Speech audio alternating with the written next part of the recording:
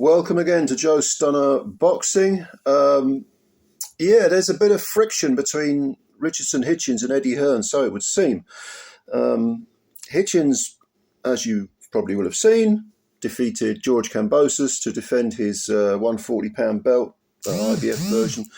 And he actually thanked Hearn and, amongst others, and Matchroom for the good job they'd done with his career over the last few years. He's been with Matchroom for 6 fights, picked up a belt, defended it, been paid very well. He admits all of this, not admits it, but he acknowledges it. And he also mentioned afterwards, though, that I'm now a free agent. And Hearn didn't like this because what it implies is he's saying to other people, well, come and get me. If you want to offer me more money than Matchroom, I'll take it. In other words, there's no sort of loyalty towards Matchroom. Now, this creates a sort of interesting debate because, should he be loyal to Matchroom? If so, why?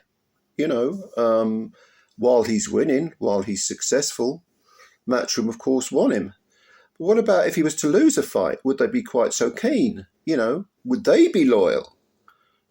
This is a sort of eternal question. I mean, Frank Warren, for example, he separated from Derek Chisora for whatever reason. Now he's with him again. Do you think that's got anything to do with the fact that Chisora, who's in his 40s now, has won 3 on the bounce? Possibly so. This is, if you're a fighter, you've got a limited amount of time to make as much money as possible. And, Devin Haney did the same thing, didn't he? Because he was with Matchroom and then he jumped over to Top Rank to get the George Kambosos fight. It seems to me that that loyalty, the old line that Mickey Duff came up with, if you want loyalty, buy a dog, it does show that you have to keep things professional.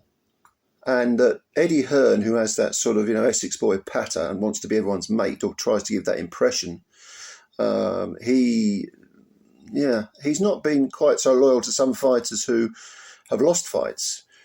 They've sort of gone by the wayside. So I don't know.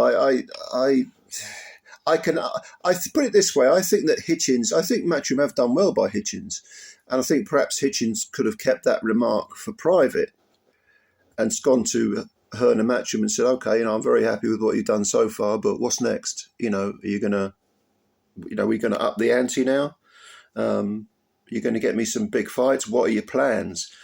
And then if he decided he wanted that someone else did offer him a better deal, okay, he'd shake hands and say, okay, well, hopefully we'll work together in the future, but for now I'm going over here. And if Hearn gets all arsey about it, you say, well, hang on a minute, I've honoured my contract. We had a conversation.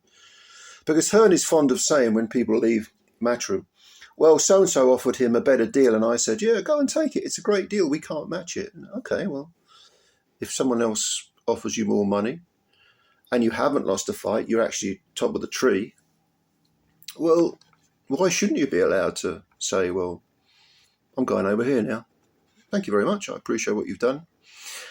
And Hearn mentioned in his statement, he said, I was disappointed with Richardson Hitchens' comments in the ring. On the one hand, he says, Matchroom have completely changed my life in 2 years. He did say that. I heard him say that. And then wants to tell the world he's a free agent. It didn't sit well with me, so I pulled Richardson to one side quietly after being back in the changing rooms and told him how I felt. It left a really bad taste in my mouth after all the investment we've made in his career. Well, I'm assuming you made money out of him, Eddie, because you don't strike me as someone who throws money away.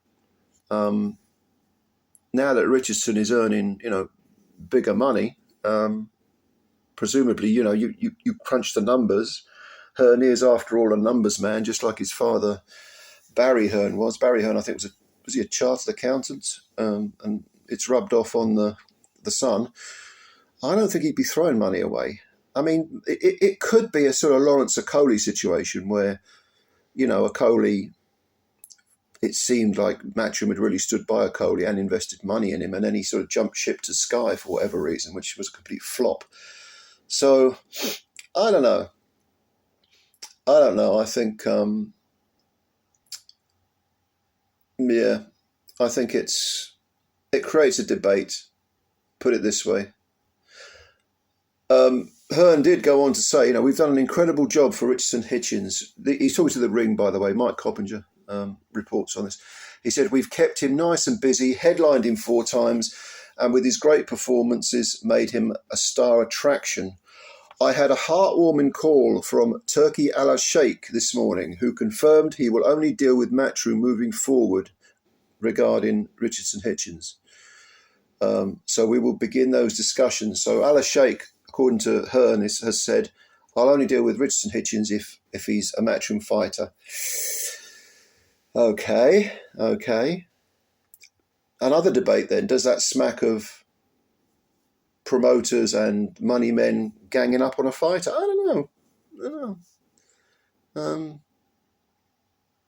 Yeah, it's interesting. I'm against anyone having too much power. I mean, fighters, of course, should have the right to go wherever they wish to peddle their wares. I'm opposed to, lockdown contracts. But you have to say, well, if I was in Hitchens' position, what would I do? Would I stay with Matchroom or not? I'd be honest with you, thinking about his career with the last 6 fights, yeah, I probably would stay with Matchroom. I probably would.